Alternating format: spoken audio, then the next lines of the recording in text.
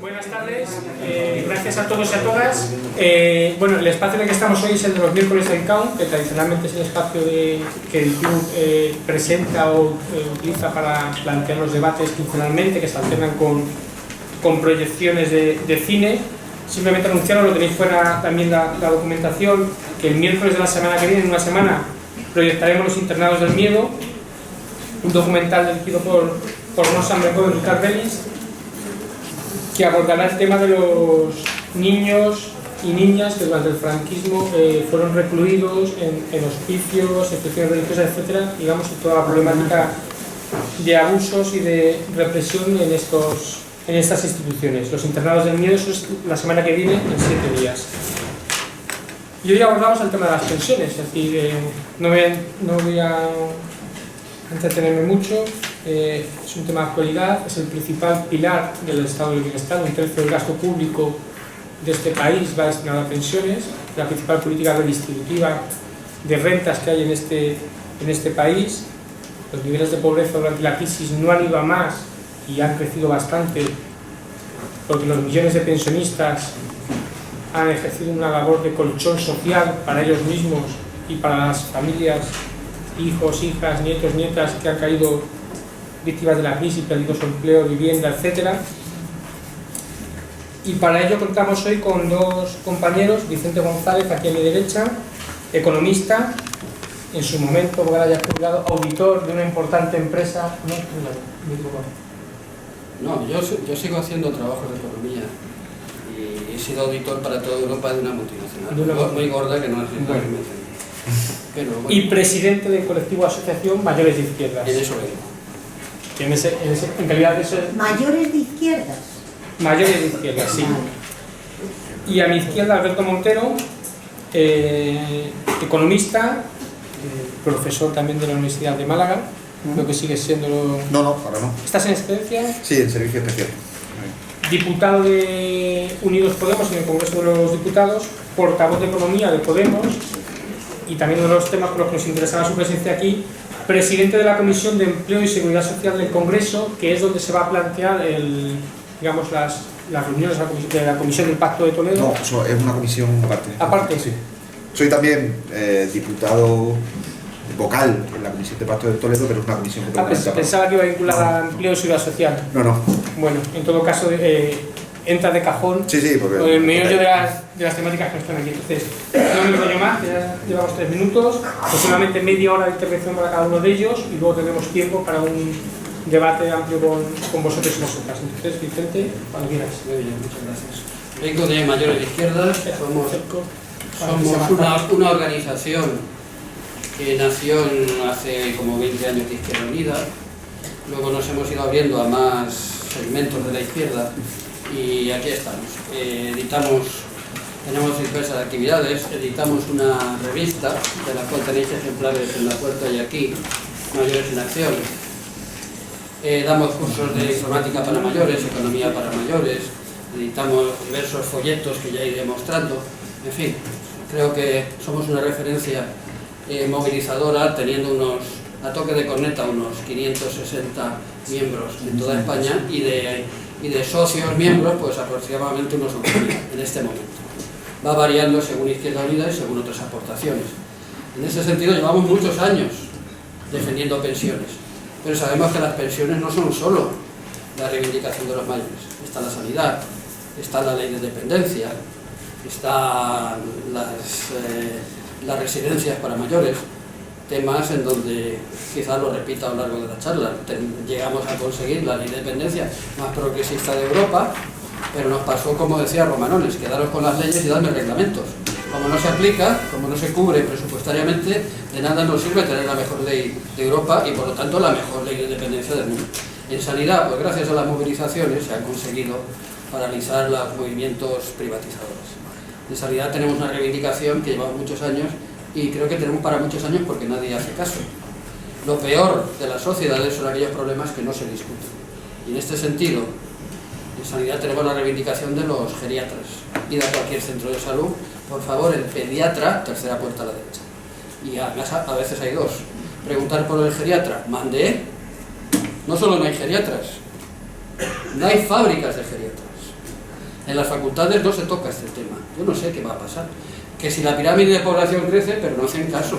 A mí me trata un buen médico de general, que bueno, pero a veces he tenido otros que lo que te mandan es a diversos especialistas y es un coordinador de especialistas, pero no es un geriatra. Necesitamos geriatras, ni caso. Es otra reivindicación. En residencias públicas, pues claro, ¿cuánto dinero público se está dedicando últimamente? Se dedicó en otros tiempos, ahora proliferan las privadas. Es otra reivindicación de mayores de izquierda, lo mismo que otras muchas. Volviendo a las pensiones, y antes de meterme en faena, el fallecimiento de una senadora ha creado esta mañana un minuto de silencio. Recordamos a la Bordeta, al cual no se le pudo conseguir que le recordaran un minuto de silencio, y a otro de Batasuna, no recuerdo el nombre. Josu Muguruza. Y en estos momentos está en una situación muy crítica nuestro héroe, Marcos Ana. Está hospitalizado, lo está pasando muy mal. Y tengo serias dudas de que las instituciones le dediquen la mitad de la mitad a este gran personaje histórico de nuestra historia, la mitad de lo que le están y le van a dedicar a este personaje, a este otro personajillo. Bueno, volviendo al tema de pensiones, tengo que decir, bueno, traigo mucha información, voy a intentar incluso explicar por mi método tradicional ciertas cosas aquí en la palestra, pero bueno, estamos en un sistema que nos dicen que es inviable. Nuestra respuesta es, bueno, ¿qué? En España destinamos a pensiones, a un gasto social, el 10,4 frente al 13,4 de toda Europa, pero eso junta a muchos países muy empobrecidos en estos temas.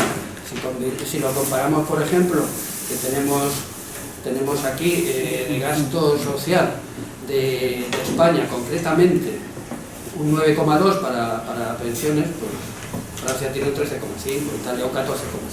En fin, vamos a dejarnos, porque tengo demasiados datos y no nos va a dar tiempo, a saber que en España hay mucho recorrido todavía para pensiones, sacándolo del Producto Interior Bruto, que es donde hay que sacarlo. Y aquí me adelanto a una de las principales reivindicaciones de mayores izquierdas. Esto de las cotizaciones está muy bien y lo vamos a conservar, por supuesto. Pero ¿para qué está el presupuesto del Estado? El presupuesto del Estado está cubriendo sanidad, está cubriendo más cosas que sanidad, está cubriendo educación. No se ocupa en nada de las pensiones contributivas. Eso solo se nutre de las contribuciones. Bien, vamos, luego veremos el detalle de qué reivindicamos aquí. Más presupuesto del Estado aplicado cuando la hucha se pierda, porque la hucha va a durar hasta la paga extra de 2018, tal como van, y no están haciendo nada. 17. Claro. No, el año que viene no, hay para el año que viene y el siguiente. No, 2018, verano de 2018. Entonces, sigamos. Tengo aquí en algún sitio. Esto lo habéis visto muchas veces, ¿no? Es el fondo de reserva. Estaba muy bien asegurado, que fue creciendo. ¿Cómo no va a decrecer? Si es que lo están haciendo a posta. Están queriendo matar el sistema de pensiones. Están haciendo una tarifa plana de cotizaciones, están bajando el salario real, y tengo por ahí una cifra escandalosa, no sé si la encuentro, de cómo ha bajado la cotización y los salarios. Está claro que si se bajan los ingresos y los gastos más o menos se mantienen, pues hay déficit, y el déficit lo tenemos garantizado hasta la fecha que he dicho. ¿Qué va a hacer el gobierno? Llamado Estado en este caso. Lo ha dicho esta mañana Fátima Baño. El Estado se ocupará, vale, bueno, como no tiréis del presupuesto, pero ¿cómo vais a tener presupuesto? Si no tiramos de reforma fiscal, y eso es imposible, llevo 50 años oyendo la reforma fiscal. Este es un paraíso fiscal para la clase dominante. Que están hablando de sociedades, pero todo el fraude que hay, y toda la economía sumergida, etc. Claro, no vamos a hablar de fiscalidad, que tendríamos para horas, pero que si no se toca el patrimonio, y se tocan muchas cosas, como se ha empezado a tocar en Francia precisamente para salvar la caja de las pensiones, como está resuelto en Dinamarca, donde las pensiones se nutren de los impuestos, como está ocurriendo en tantos países serios europeos, que no hay que empezar aquí a mencionar. Está claro, cuando no ha habido dinero se ha tirado el presupuesto y se han salvado. Cada país tiene su génesis, su recorrido, cada país tiene con su sistema. Nosotros tenemos el nuestro, que está muy bien. No vamos a criticar a nuestro sistema, está muy bien. En Chile es el modelo cuando se tiran a la calle porque se lo han cargado hace poco, con Pinochet, ¿no? Bien, nuestro sistema está muy bien, pero yo recuerdo cuando yo trabajaba de analista de sistemas, que cuando llegabas a una empresa a sustituir un sistema por otro, con retaguardia informática, por supuesto, lo que sí aprendimos es que un sistema nunca lo puedes eliminar y sustituir por uno nuevo. El nuevo va a ser un fracaso. En todo sistema viejo hay cosas que salvar. Y después de lo que salvas, pues vas renovando y creas un sistema nuevo más perfecto. El nuestro poquito tiene que retocarse, ¿eh? Por supuesto, va a seguir habiendo cotizaciones, claro, están ya, es cultura nuestra, es cultura laboral, ¿eh? No vamos a dejar que alguien que no ha cotizado el día de mañana cobra lo mismo que lleva toda su vida cotizando, pero sí, tampoco podemos dejar en la estacada a ese obrero del campo o a esa señora del servicio doméstico que no ha podido cotizar, ¿eh? Son también ciudadanos, tienen sus derechos, no podían hacerlo, ¿eh? Algo habrá que hacer, algo se está empezando a hacer, pero el sistema tiene que salvarse para toda la población. Bien, entonces, ¿el sistema se hunde? Bueno, ¿y qué? ¿No? Bueno, ¿y qué? Pero eso no quiere decir que el sistema esté caduco. Está caduco en ciertas cosas, ¿eh? Lo tenemos que reforzar. Pero, ojo, estamos con pactos toledanos. Los pactos toledanos son una solución que el bipartidismo buscó en su momento. Están volviendo sobre él con otro pacto toledano, pero yo preguntaría, ¿por qué pacto solo para las pensiones? ¿Por qué no hay un pacto para la defensa de Santander? ¿Por qué no hay un pacto para la sanidad de Valencia? ¿Por qué no hay un pacto para la educación de Salamanca? ¿Por qué estas cosas? ¿Por qué tienen que ser las pensiones las que se resuelvan por pactos? ¿Por qué no? Y esto sí que es una reivindicación que nos distingue. ¿Por qué no desarrollar el artículo 50 de la Constitución? ¿Por qué no desarrollarlo? Que es muy ambiguo y que si os lo leo da risa, porque dice que las pensiones se actualizarán periódicamente. Periódicamente puede ser cada 10 años. No la refiere a nada, porque si la referimos y cogemos la ley actual, que la tengo aquí, ¿cómo se actualizan aquí ahora las pensiones? Pues refiriéndolas a lo que el gobierno decida, así. Lo que al gobierno le dé la gana en los presupuestos será la actualización de pensiones. Yo voy a leer el artículo, el famoso. ¿Qué nos dice? ¿Cuál es? El artículo 58 de una ley orgánica de la Seguridad Social que tiene un apartado de pensiones y que nosotros queremos realmente apartarlo de esta ley orgánica y crear una ley orgánica de pensiones distinta, porque las pensiones tienen suficiente entidad, tamaño, dimensión, importancia como para que haya una ley específica, que no la quieren hacer, desarrollando el artículo 50 de la Constitución. Porque esta ley es que además en su artículo 58 nos da una expresión matemática que si la pongo aquí os vais a reír, yo no lo entiendo. Y yo de matemáticas las he trabajado, ¿eh? Yo no lo entiendo. ¿Sabes por qué? Con lo fácil que es decir, las pensiones tendrán una expresión mínima cada año del coste del IPC, y no hay que mencionar cantidad máxima. Ojo, decir máximo es condenarnos a no vivir mejor, porque ahora tenemos nada menos, esto es otra vergüenza del sistema actual, que el mínimo es un 0,25% según el artículo 58 y el máximo el IPC más 0,5. Bien, esto condena, en el mejorísimo de los casos, que ni a eso hemos llegado, ni a eso, a que los pensionistas vivan igual, ¿no? Porque no pueden vivir mejor. En Alemania, hace pocos años, a la Alemania oriental le suben un 0,1, un 6,7 y a la occidental un 5,8, cuando el IPC parece que estaba en un 2 o un 3. Les permite vivir mejor. Llevo años machacándome los sistemas europeos y puedo hablaros del que queráis. Tengo aquí anotaciones de los más importantes y de los que nos afectan. Alemania no está mal. No digo que copiemos ningún sistema, pero sí conocerlos como para coger ideas que podemos aplicar, y cada sistema tiene alguna cosa que nos interesa conocer. Alemania, por ejemplo, tú tienes que cotizar 5 años y ya tienes a los 65 años una pensión de 500 euros más o menos. Ahora, si tú has cotizado 4,5 y no tienes derecho a pensión, que no la vas a cobrar, pero llegas a los 65 años, reclamas al Estado alemán que te devuelva lo que cotizaste en esos 4 años y medio con los intereses. ¿Cuánto se hace esto aquí en España? Yo he cotizado Me han faltado 3 años para cobrar una pensión y llego a los 70 y no cobro nada. Y lo que he pagado, ¿quién se lo queda? Eso no está previsto en este sistema. Y cuando vayamos desarrollando una ley, hay muchas cosas que iremos introduciendo, y desde luego desde la mayoría izquierda haremos lo que podamos, para que eso se trate. Asuntos. En Alemania lo que cobras de pensiones, voy a quedarme un ratito en Alemania, perdonad. En Alemania lo que cobras de pensiones no cotiza. Hay luego unos topes, unos baremos, que si tú eres muy rico y cobras de otro lado, que nadie te lo prohíbe, entonces por esos topes cotizas algo de las pensiones, pero no el 100% de las pensiones. El 60% más o menos de tu pensión está protegido y no se pasa a Hacienda. Aquí te lo meten todo. O sea, el Estado me da una cantidad y luego le tengo que devolver impuestos por esa cantidad. Entonces es aberrante. ¿Se discute esto? Tampoco se discute. Como el tema de los geriatras y muchas cosas. Lo peor, repito, de una sociedad son las cosas que ni siquiera se discuten y son verdaderos problemas. Entonces, acaba de salir, precisamente, buena noticia, pocas, del Supremo, una sentencia que a las mujeres que cobraron las subvenciones por maternidad. No, viudedad no, maternidad. Maternidad, sí. No. Por favor. Entonces, no van a tributar a Hacienda. Se ha decidido en Supremo y crea jurisprudencia. Y está mucha gente ya movilizando. Yo también, yo quiero. Y lo veo que, claro. Pero eso sienta ya un precedente jurídico positivo para que una subvención por maternidad, ¿qué es la pensión si no es una subvención por vejez? ¿Por qué tengo yo que tributar? Lo vamos a mover, vamos a ver qué pasa aquí con esto. ¿Qué pasa en el Supremo con estos temas? Bien.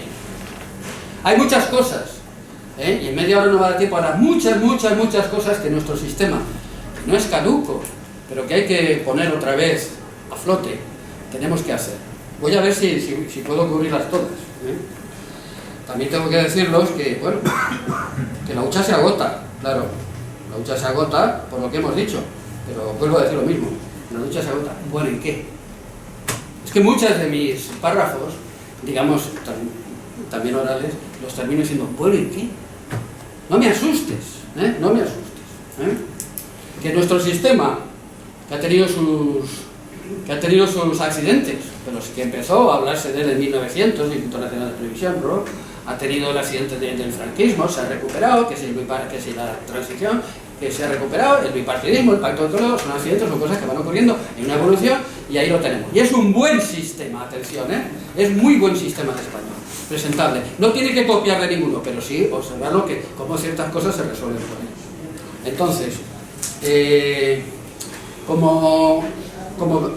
como la hucha se agota, y hay bueno y que el actual sistema de pensiones que nos han impuesto, pues es injusto en todos modos. Ahora mismo, este buen sistema es injusto porque discrimina a los ciudadanos.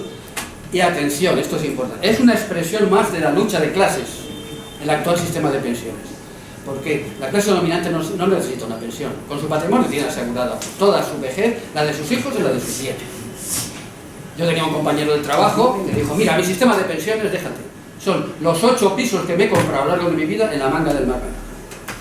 Lo tengo resuelto. Y no me preocupo más, porque sí, es que has hecho bien, te has privado de ello, yo tampoco me podría. Ahora, cuando hay patrimonio, está todo garantizado. Y la clase dominante le sobra patrimonio en este paraíso fiscal, que no es atacado por Hacienda. Mi amigo Ciges, de IBM, se fue de funcionario de Hacienda en los 70, y con el DNI montó un sistema en donde acorralaban al individuo por todos los lados, y ahí hemos llegado. A los de a pie estamos acorralados y controlados por Hacienda. Los poderes dominantes no están acorralados, pero hay capacidad informática de sobra y un saber hacer que no se aplica. A la clase dominante se la puede acorralar también, pero no se quiere. ¿Recordáis aquellos signos externos de riqueza durante el franquismo? Que luego no los aplicaba, pero que los teníais que poner en la declaración de la renta antiguamente, los que requieren, claro. Anda que no hay signos externos de riqueza para acorralar a muchos. Anda que no hay SICAV inventado por los sociatas. Y luego este impuesto de sociedades, que es una vergüenza. ¿Cómo ha bajado la recaudación de sociedades desde que llega el PP hasta hoy? Pues se ha reducido prácticamente a menos de un tercio de lo que era antes. La recaudación, ¿por qué? Porque se lo ponen muy fácil.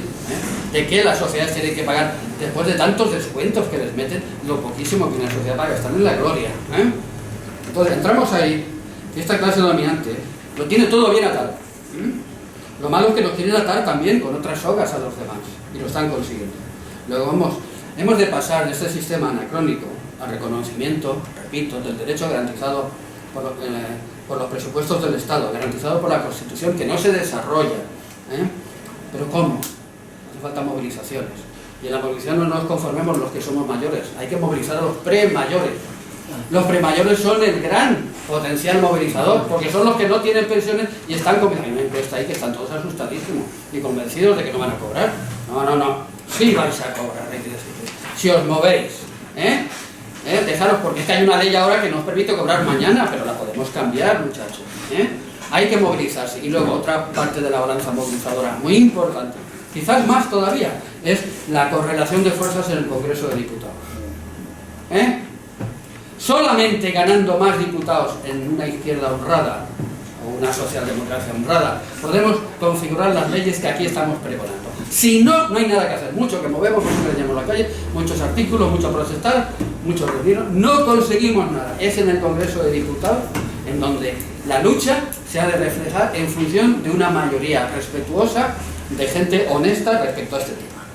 Dos frentes de lucha, la calle y el Congreso de Diputados. Entonces, no tenemos que... Nada de más inventos de las clases dominantes. El mayor timo del siglo son los planes privados. Yo también tuve uno. Me daban, cuando me quiero enterar de lo que tengo, me han dado un 0,1% de comisión porque se ha cobrado un 1,5% de gestión y me quedo como estaba. Eso sí, he descontado en Hacienda, pero lo que he descontado ahí que era hambre para mañana. El mañana de entonces lo he pagado luego. Pero mi dinero, que me lo meten en unos fondos de inversión y eran muy raros y que siempre me renta casi cero. Ese dinero no está ahí, ese dinero está ya creando réditos para ellos y ellos se lo guardan y a mí me dan un 0,5%, que descontado en 1,5% de gestión, que no sé qué gestión me hacen. Esos son los planes privados, el timo del siglo, pero el timo del siglo para la clase dominante. Atención. Porque ahora mismo, por mucho que quieren meter la cuña, porque la gran lucha de los poderes financieros, de este capitalismo financiero, que empezó siendo mercantilista, luego fue industrial y ahora es financiero, porque no saben ni fabricar un tornillo, ni les interesa, solo quieren ver las cifras. Y eso es lo que nos ha caído ahora en España, donde estamos desindustrializados.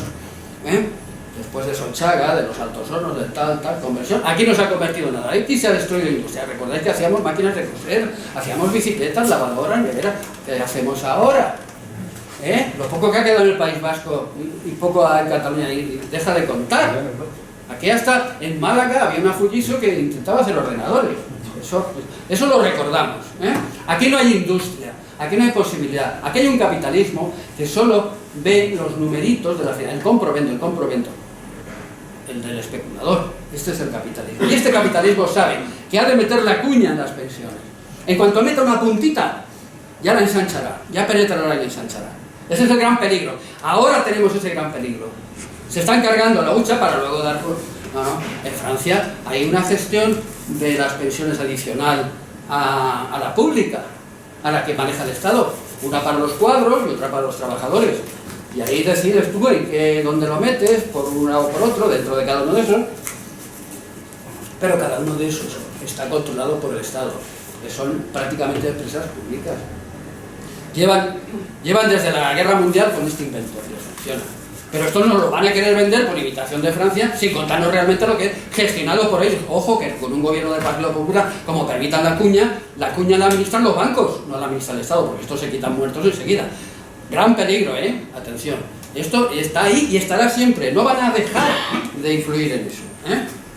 Entonces, nada más de inventos de las clases dominantes. Los planes privados son otro invento que tenemos que saber rechazar, pero el único sitio donde esto realmente se puede conseguir rechazar es en el Congreso de Diputados.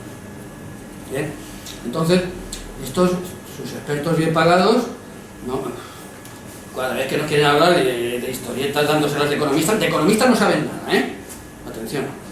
Cuando hablamos, por ejemplo, de la pirámide de población, que voy a expresar aquí, nos meten una pirámide de población a 40 años, nos la explican, pero si no sabes lo que te va a ocurrir el año que viene, que no te interesa, si solo me hablas de presupuestos del Estado, que son presupuestos que son continuistas, que no sabes ni hacer presupuestos, en una empresa bien llevada, grandota, Primero se hace un plan, y en base al plan se hace un presupuesto.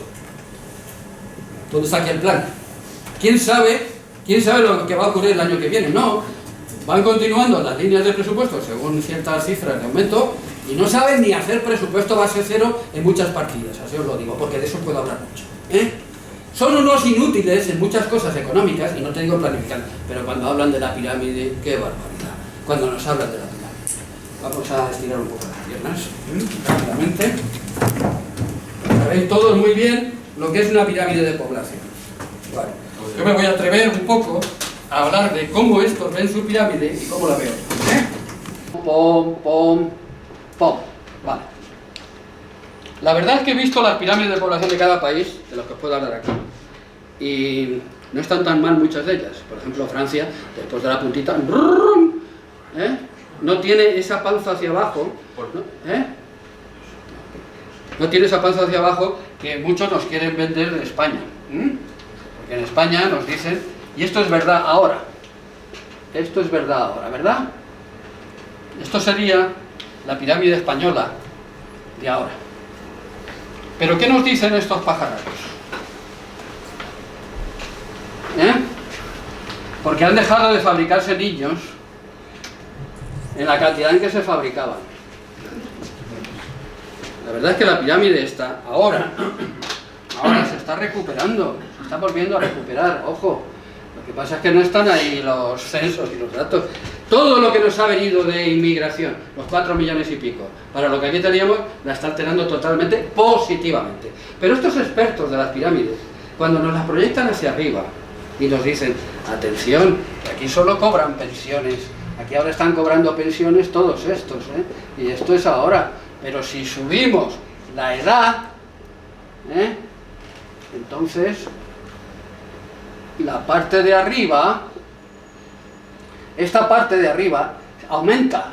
Ya tenemos que crecer aquí con estos, pero estos son los que tienen que cuidarlo y nos asustan con eso. ¡No! Teníamos hace años unas mujeres que no trabajaban, tenían una baja tasa de actividad en cada uno de los estratos y el sistema se ha mantenido. Esa tasa de actividad ha aumentado. Estos ya no quieren hablar de eso, no sé si es que tampoco se enteran porque muy listos tampoco son, No nos quieren decir que la pirámide de población, conforme esto va creciendo, va habiendo más mujeres que trabajan. La tasa de actividad es mayor y cada estrato protege más a lo de arriba. Pero hay otro más importante todavía que la tasa de actividad. Ese 2,7% de productividad que hemos estado creciendo en 20-25 años, está ahí. Y esto va a aumentar las posibilidades de que estratos de abajo de la población mantengan a estos. Estos se lo callan, como se callan muchas cosas. O sea, que por la pirámide no nos vengan con historias. Esta pirámide, que aquí está así, si nos vamos a ver muchas pirámides, como ocurrió hace muchos años en Francia, y ahora está ocurriendo incluso en países escandinavos, esta pirámide así, la están empezando ya a hacer así, y puede, si se protege la infancia. Yo me vengo hace 5 años en el 90 me vengo de Francia después de 5 años, y por mis 2 hijos, nacidos allí, 480 euros al mes. Me vengo aquí, nada. Aquí no hay protección de la infancia. Pero estas medidas de protección de la infancia, más otras muchas cosas, a la maternidad, bla, bla, bla, bla, están haciendo que las pirámides se recuperen y sean más estables. En el caso de Francia, es realmente una pirámide, ahora mismo, Francia es así. Se recuperó totalmente. Pero si empezamos viendo otras pirámides, aquí no hay peligro por ningún lado. La pirámide del mundo, precisamente, es esto. Claro, eso es un mundo que va a su aire, ¿no? El mundo, de toda su población de 7.000 o 7 millones, es esto. Luego, que no me vengan liando con pirámides, que no me vengan liando con pirámides, porque de pirámides sabemos mucho más que ellos, y somos más respetuosos con las cifras. ¿De acuerdo? Bien, saliéndonos ya de este asunto, porque me queda otra expresión rápidamente antes de terminar, que quiero explicar también aquí, y es mejor explicarlo aquí, pero bueno, vamos a ver. ¿Cómo sigo? Yo tengo 1000 cosas, El tema del IPC, que no se me escape. Hicimos un estudio, cuando éramos Izquierda Unida y yo mayores, ese IPC no es el nuestro. Yo estuve un tiempo en comisiones, a bastante nivel, por cierto, solo quiero decir que tenía coche, no quiero decir más detalles.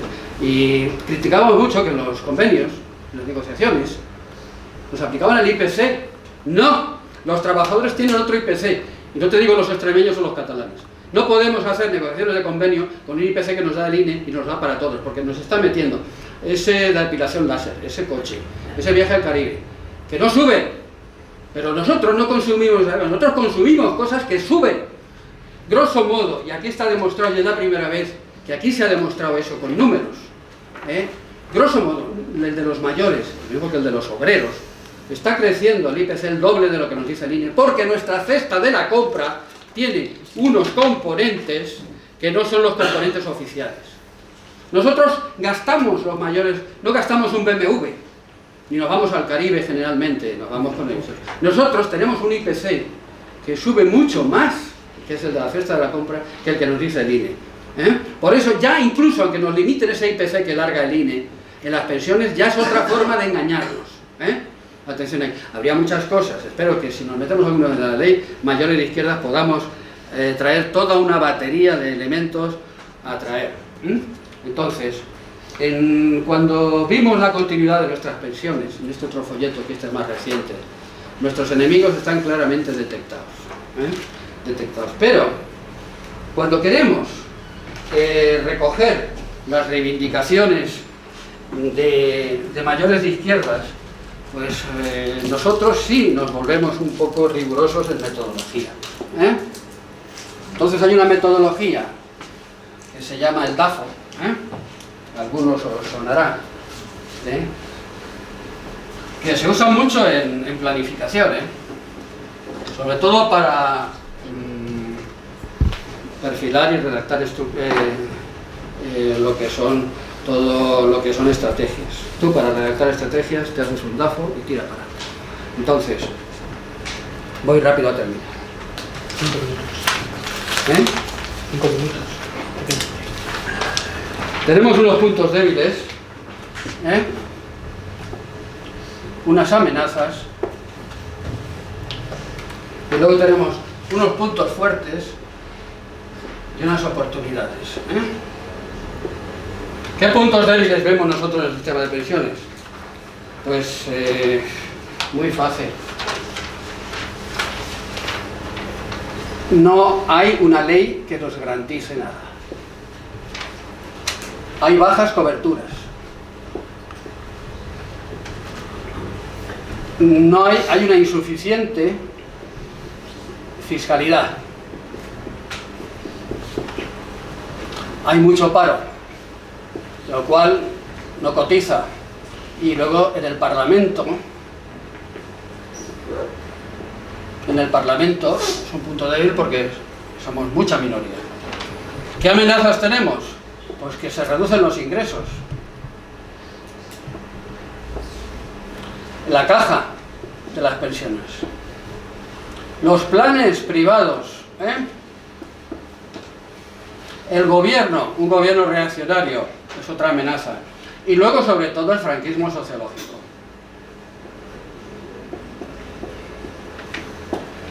Pero tenemos puntos fuertes. Tenemos un sistema de reparto, que ya es histórico. Reparto, y es una cosa histórica que nadie la va a cambiar. Nadie en Europa está discutiendo reparto por capitalización. Ya se discutió. Vuelvo a Alemania, se vio que se quedaban sin votos los partidarios de la capitalización y retiraron el tema. Nadie en Europa ahora está cuestionando el sistema de reparto. Hay una base ciudadana favorable y electoral. Luego, ojo, la demanda final. Tú quitas las pensiones y te cargas la demanda final y la economía no la levantas ya en muchos años. Te la has cargado. Te has cargado el país, Sabemos los pensionistas lo que están haciendo por la demanda final. Y sobre todo que el sistema de pensiones es otro punto fuerte, no se cuestiona. ¿Y cuáles son las oportunidades? ¿Es el Pacto de Toledo una oportunidad? Pues no hay otra cosa. Mientras no vayamos a la ley y no tengamos un congreso que nos favorezca, pues hay que tragar. La movilización de premayores. Ojo, los premayores. Y luego hay que aumentar la fiscalidad, reforma fiscal. Es una oportunidad. En este momento que se habla de las sociedades y tal. Y luego la ley que hay que hacer. Todo esto nos lleva, y voy a terminar rápidamente, que los puntos débiles y las amenazas nos llevan a formular estrategias de supervivencia. Estos puntos, estas amenazas, hay que sobrevivir combinándolos. Los puntos débiles y las oportunidades nos llevan a una estrategia de adaptación, pero los puntos fuertes y las amenazas son estrategias defensivas, y lo más importante, los puntos fuertes frente a las oportunidades nos lleva a estrategias de ataque, de lo cual nosotros hemos destilado, mayores de izquierda, distintas acciones estratégicas muy claras. Primero, propaganda desacreditando a enemigos. Los enemigos principales son las entidades financieras. Propaganda hacia un sistema público de reparto, favoreciéndolo, con movilizaciones. Luego, el presupuesto de cubrir los posibles déficits de las pensiones.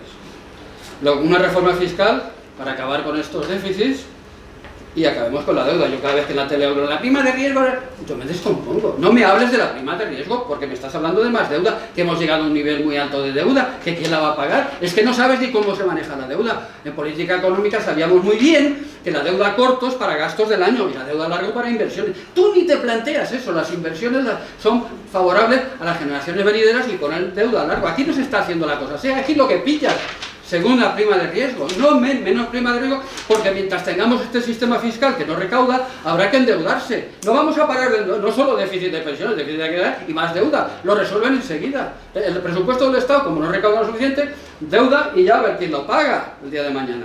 O sea que hay que resolver un sistema fiscal, una ley en contra para evitar pactos toleranos, no tanto pacto, más una ley. Luego, para finalizar, hay que crear empleo. ¿Cómo? Más servicios públicos, más planificados y sobre todo más reindustrialización. Somos un país de bandeja. El día que se acabe tanta guerra por ahí fuera, este turismo, vas a ver cómo no vienen a llorar los hoteleros que ahora están inflándose, ¿eh? Pero la agricultura está bien, los servicios no están mal, pero son de bandeja, ¿eh? Hay que crear industria y no se está haciendo nada, no hay planes. ¿Quién hace en el gobierno? Tenemos un ministerio, que lo hice esta mañana, de industria. ¿Cuál es el otro? El turismo. Y agenda, ¿cómo se llama? ¿Qué es eso? ¿Alguien me puede explicar qué es eso?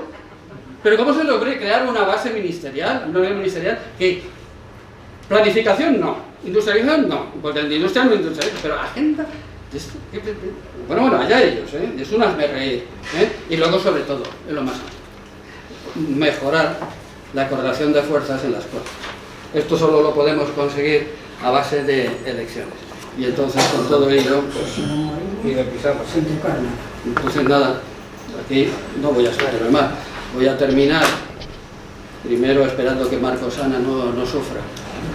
Y luego, pues con aquellas palabras que aquel amigo mío irlandés de las brigadas internacionales siempre decía al final: compañeras y compañeros, la lucha continúa. Muchas gracias.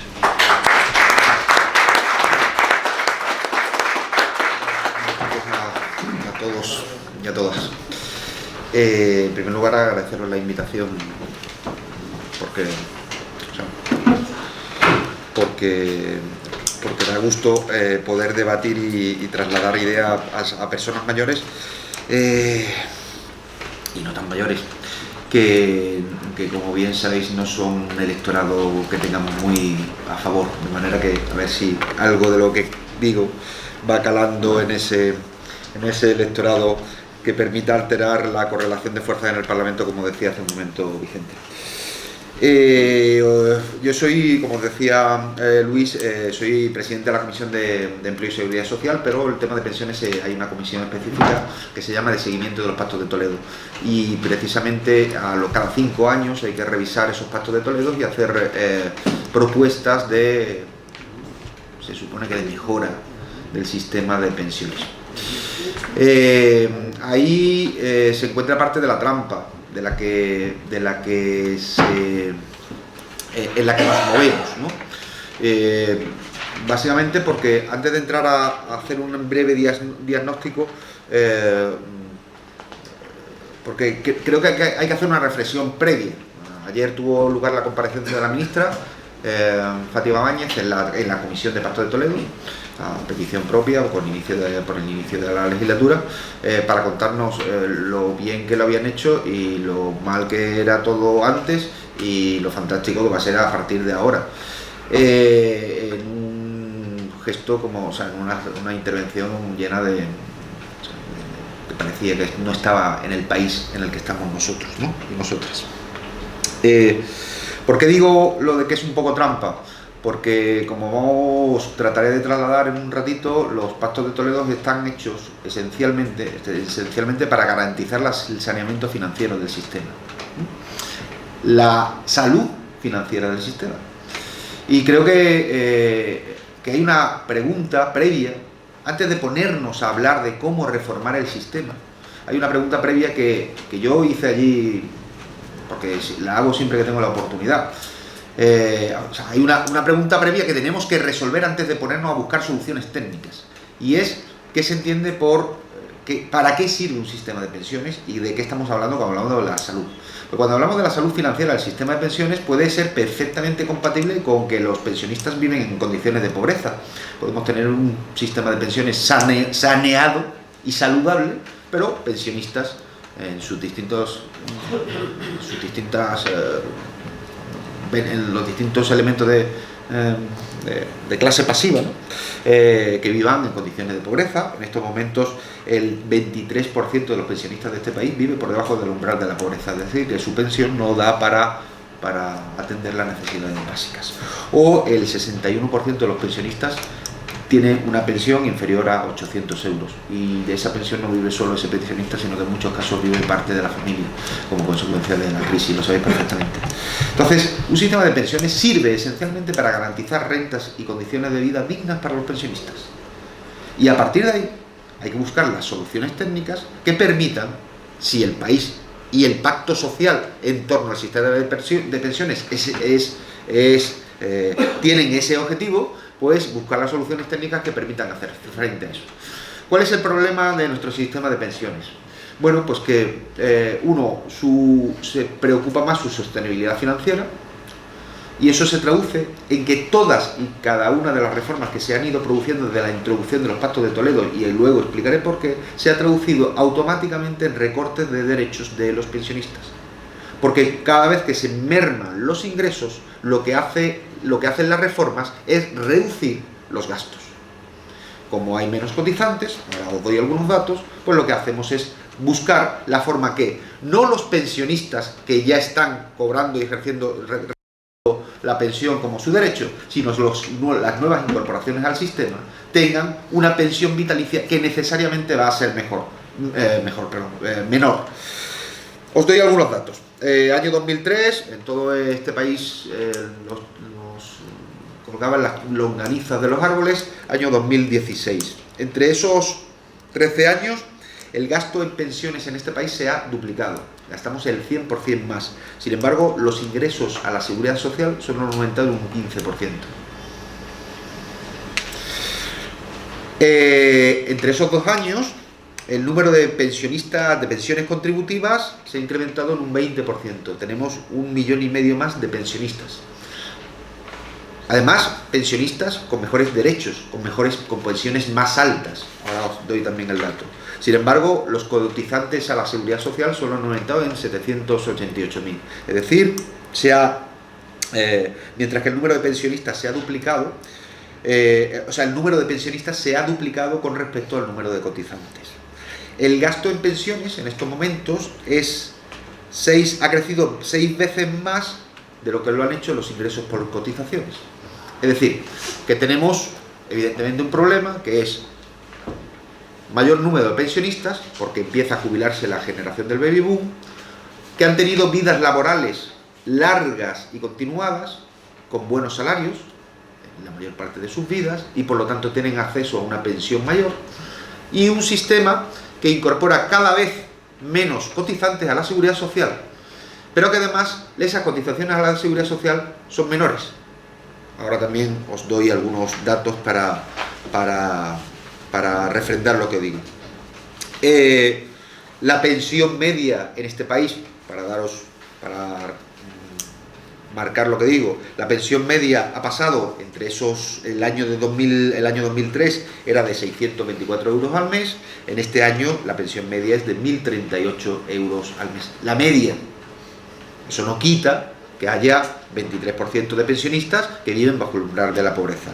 Y los recién jubilados, en estos momentos, la pensión media de los que se incorporan ahora al sistema está en torno a los 1.323 euros, lo que viene a refrendar lo que os digo. Son gente que ha cotizado durante muchísimos años con salarios dignos, con cotizaciones elevadas y que por lo tanto han consolidado derechos a los cuales las generaciones de jóvenes seguro que se les niegan.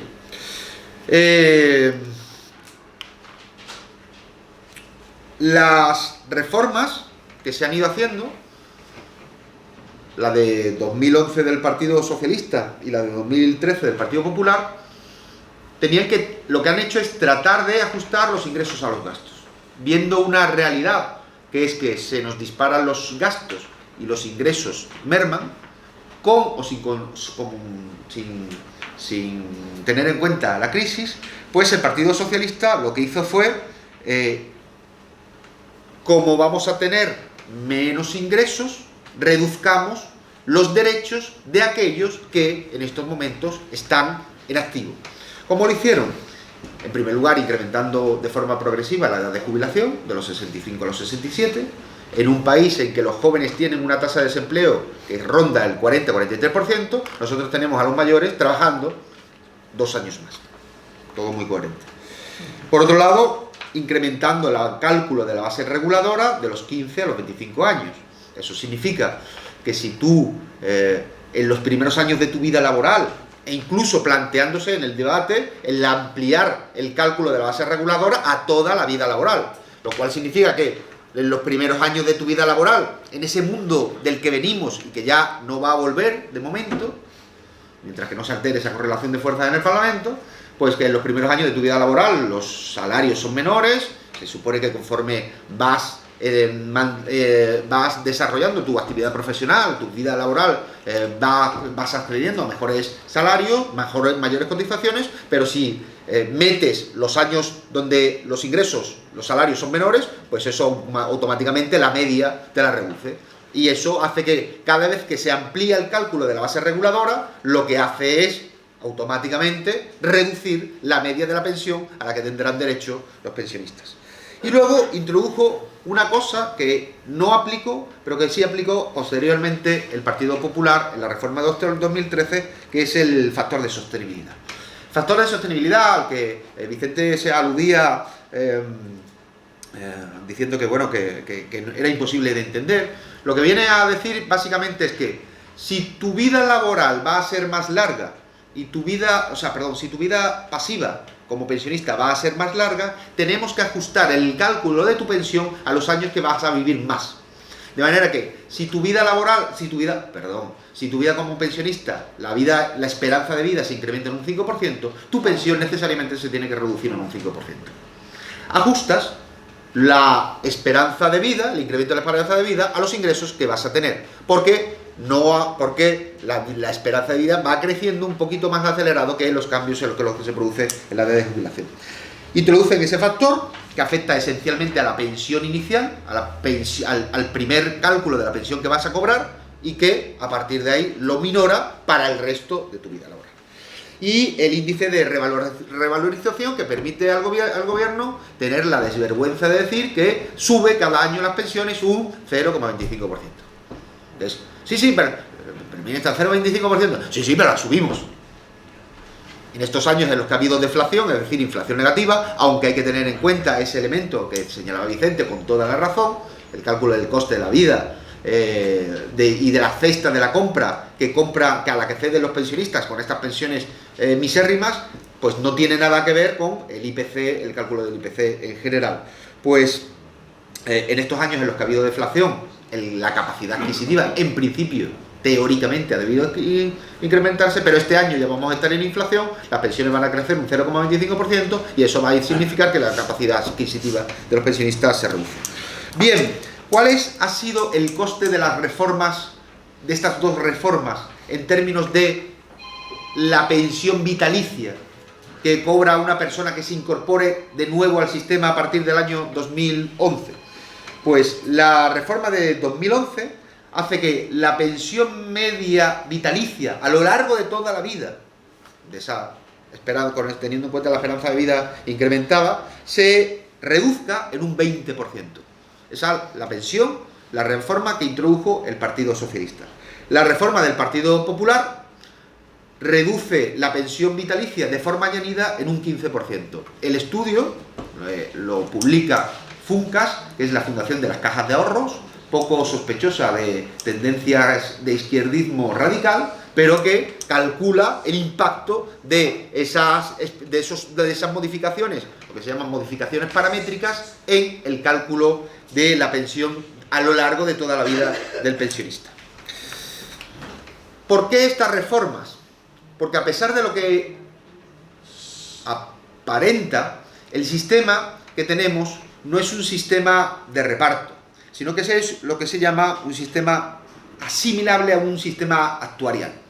En un sistema actuarial, o sea, que sería el de los fondos de pensiones privados, son los sistemas de pensiones, son los métodos actuariales puros. Uno aporta y recibe lo que ha aportado menos las deducciones en términos de comisiones y demás que tiene el banco. Interesante. Un estudio de 3 economistas de la Universidad de Navarra, algunos de ellos vinculados a empresas consultoras y demás, como Ernst & Young, o sea, tampoco el izquierdismo radical, calcula que de todos los fondos de pensiones que hay, privados que hay en este país, en los últimos 15 años, solo 3 de ellos han generado una rentabilidad superior al IPC. Es decir, que todos los demás, 120 y tantos de esos fondos, el valor adquisitivo del dinero que se ha ingresado en esos fondos de pensiones ha disminuido.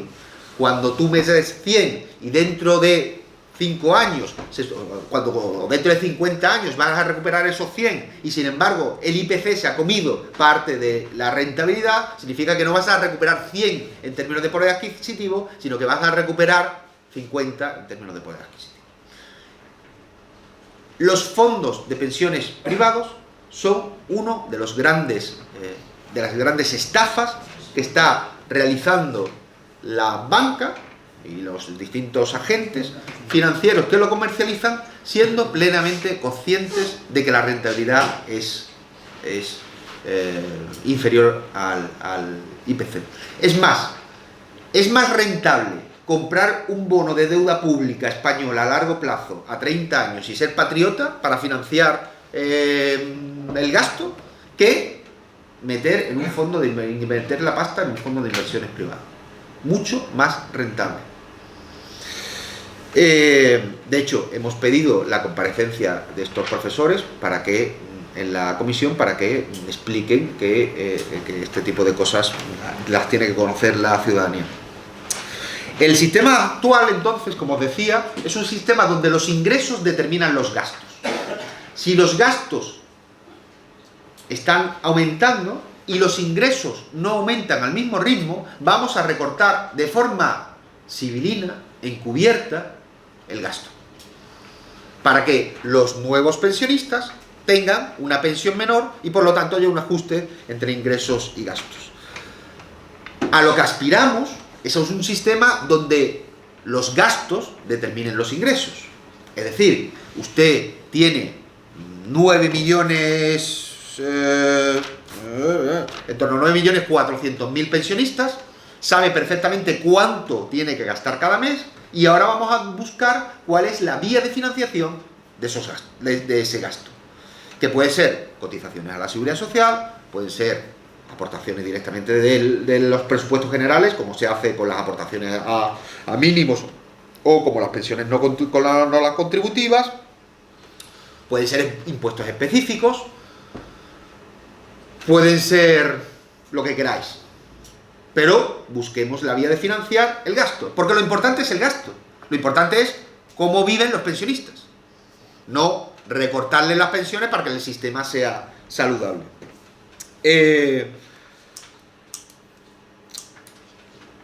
¿Qué nivel de gasto se puede permitir España en estos momentos en pensiones? En estos momentos hemos llegado al tope de lo que nos podemos permitir con las condiciones actuales.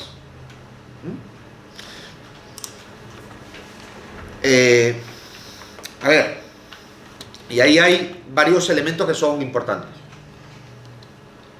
Y trataré de explicarme y no ser un economista oscuro. Desde hace 40 años, más o menos,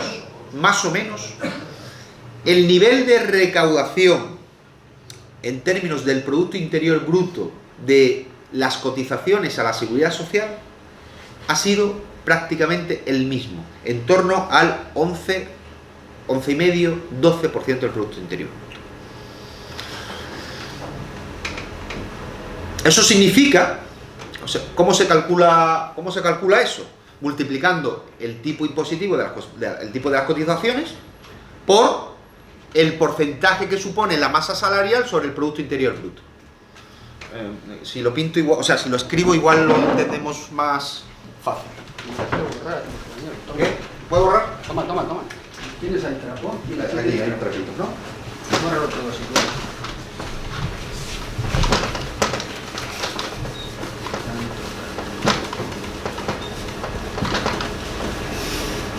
¿Cómo se calcula la recaudación de las cotizaciones sobre el Producto Interior Bruto? Básicamente es el tipo impositivo de las cotizaciones multiplicado por la masa salarial sobre el Producto Interior Bruto.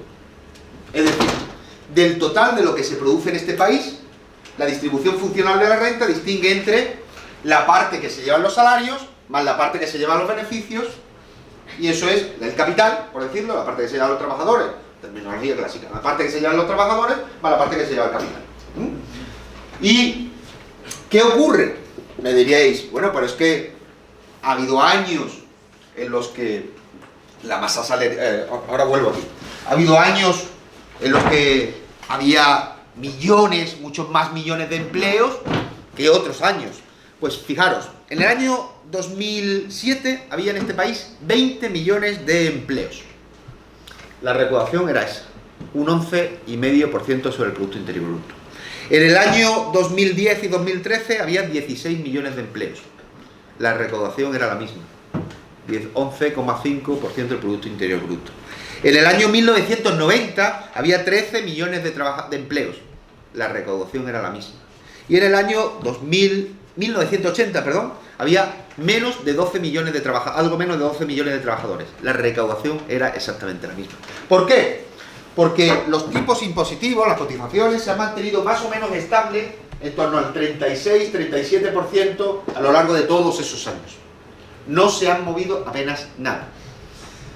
Y cuando se incrementa el empleo, lo que ocurre, evidentemente, es que hay más trabajadores trabajando, por lo tanto, multiplicamos más trabajadores por el salario que cobran, necesariamente la masa salarial aumenta. ¿Me vais siguiendo? ¿Sí? Pero claro, el Producto Interior Bruto, como hay más gente trabajando, por lo tanto también aumenta. De manera que, si esto aumenta en un 5% y esto aumenta en un 5%, el cociente se mantiene inalterado. Y como los tipos no se han movido, pues siempre, con independencia del nivel de empleo, lo que va ocurriendo es que el nivel de recaudación es aproximadamente el mismo. ¿Qué? ¿Qué pasa? De en torno al 85% de la recaudación de las cotizaciones se dedica al pago de las pensiones contributivas. Y se complementan para las no contributivas y para los complementos a mínimos con en torno a un 2% del Producto Interior Bruto que aporta el Estado a través de los presupuestos generales del Estado. Eso significa que la recaudación de cotizaciones, o sea, el mix de cotizaciones a la Seguridad Social más aportaciones del Estado vía impositiva para pagar pensiones contributivas, no contributivas, se sitúa en torno al 12%. Y ya hemos llegado al tope. Es decir, no podemos financiar más pensiones con la estructura que tenemos ahora. Siempre tengamos eso en cuenta.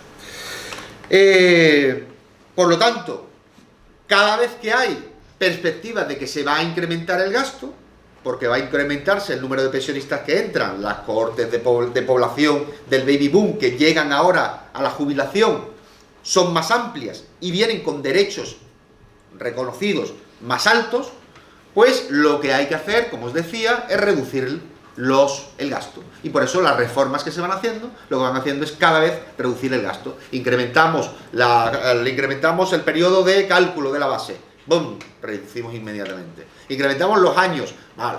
Postergamos, los mantenemos 2 años más cotizando, en el mejor de los casos, y reducimos 2 años en la pensión el tiempo de percepción de la pensión. Los ingresos los podemos incrementar por 2 vías, esencialmente 2 vías. Incrementando el gasto los tipos de cotización, es decir, ya que el cociente más o menos se mantiene estable a lo largo del tiempo, se ha mantenido estable a lo largo del tiempo en los últimos años como consecuencia de la crisis, no, y ahora ya matizo y me iré al 2011, qué ocurre en 2011 con respecto a 2016, y ahí vemos cómo este cociente empieza a disminuir, es decir, el crecimiento del Producto Interior Bruto es mayor que la masa salarial y por lo tanto disminuye, es decir, hay más crecimiento con menos salarios y menos trabajadores trabajando. O con más trabajadores trabajando y con menos salarios, cobrando menos salarios. Aquí las combinaciones son interesantes. Pues se pueden incrementar los tipos vía incremento de los tipos de cotización a los trabajadores. En este caso estamos en el incremento de los tipos a los empresarios o una combinación de ambas.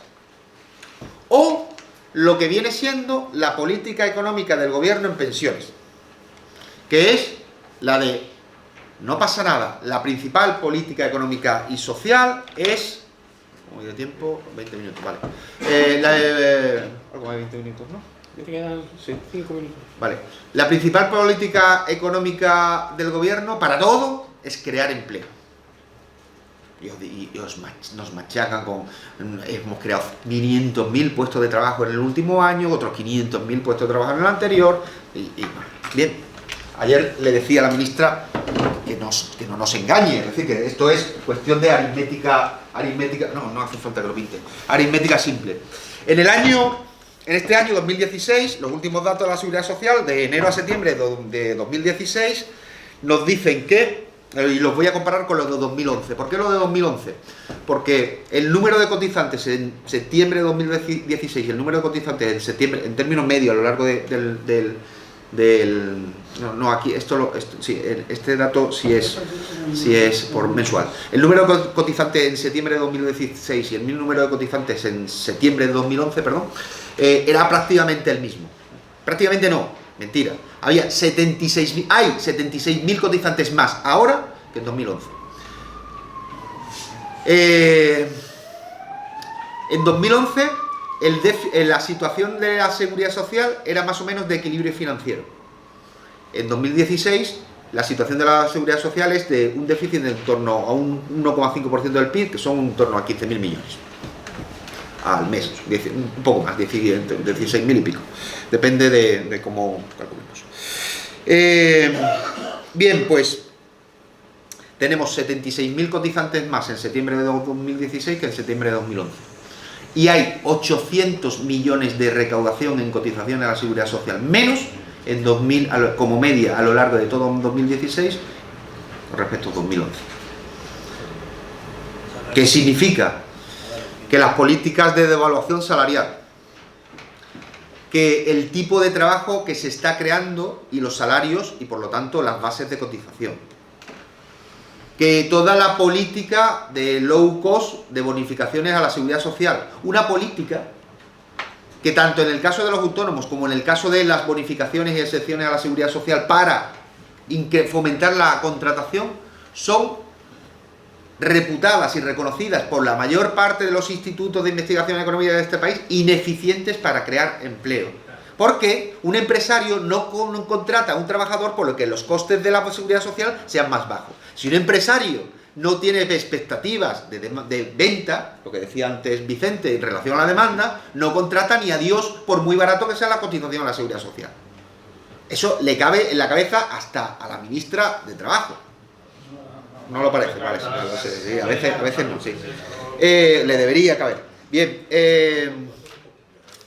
por lo tanto, lo que nos encontramos es que la política de creación de empleo basura, o sea, que hay un, o lo digo de otra forma y voy terminando ya, hay un descabalgue entre un sistema que es profundamente contributivo y que se nutre de las contribuciones a la seguridad social, cotizaciones a la seguridad social, y un mercado de trabajo donde la base de contribución cada vez es menor y por lo tanto la posibilidad de nutrir las pensiones es cada vez menor. ¿Se entiende eso, no? Entiendo. La relación que hay en nuestro país entre la pensión vinculada como un derecho vinculado al derecho al trabajo o al ejercicio del trabajo, o al trabajo si queréis, en lugar de la pensión como un derecho, el reconocimiento de la pensión como un derecho de ciudadanía, que es otra cosa completamente distinta, es que cuando llega uno a una situación en la que ya toca descansar, pues el ciudadano o la ciudadana debe tener derecho a unos niveles de vida dignas, garantizadas por las generaciones precedentes. Porque el sistema de pensiones no solo es que sea el sistema con mayor capacidad redistributiva intrageneracional, como se ha visto ahora, abuelos dando de comer a hijos y a nietos, sino que es un sistema de solidaridad intergeneracional.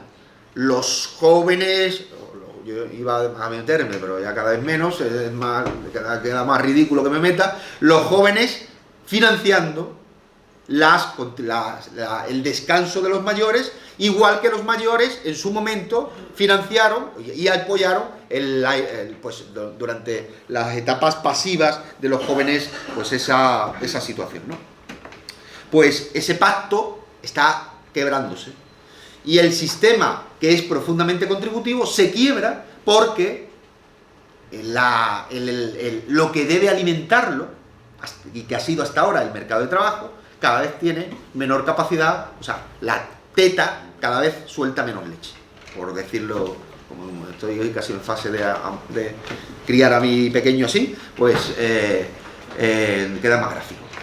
De manera que o avanzamos, y por eso es la necesidad de complementar y buscar vías fiscales de financiación de las pensiones, que vayan al mismo tiempo considerando a la pensión como un derecho de ciudadanía, como un derecho social, no condicionado por la participación previa en el mercado de trabajo, en un contexto en el que el trabajo se está convirtiendo en un bien escaso, o avanzamos hacia un sistema en el que los pensionistas del futuro, bueno, yo se los digo a mis alumnos, se lo decía a mis alumnos, me tachaban de todo, probablemente perdí muchos votos ahí, cuando les decía, vosotros no vais a ver una pensión pública en vuestra puñetera vida, porque vuestras vidas laborales no van a permitir consolidar derechos bajo las condiciones actuales en las que se está regulando el sistema de pensiones público.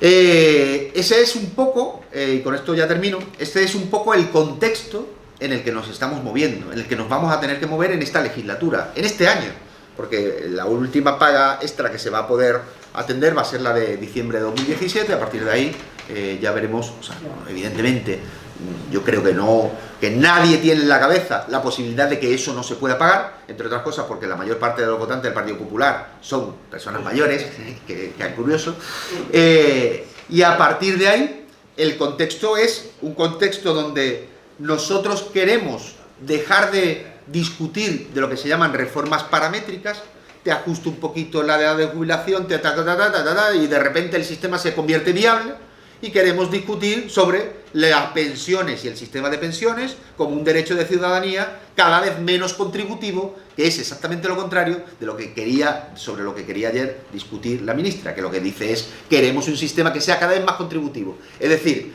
a ella le parece que es más justo que cada vez que quien contribuye más a la seguridad social tenga derecho a una pensión. Y bueno, pues el marco en el que nos movemos no da para muchas alegrías en ese sentido. Nada más, estoy a vuestra disposición para el debate. Muchas gracias por la atención, que ha sido...